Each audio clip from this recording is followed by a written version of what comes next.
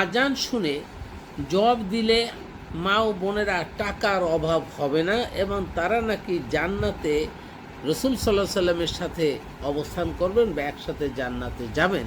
এইরকম হাদিস দিয়ে বরাত দিয়ে বলা হচ্ছে যে আজানের জবাব দিলে। আর এটা নিয়ে বিভিন্ন কিচ্ছা কাহিনী বলা হয়, সম্পূর্ণ মিথ্যা কথা। কোরআনে আজানের তো অস্তিত্ব নাই। উদুইলা সলাদ, তুমি সলাতের দিকে ডাকো, সলাতের ডাকা, সলাৎ কি নামাজ কি এটা তো আলাদা।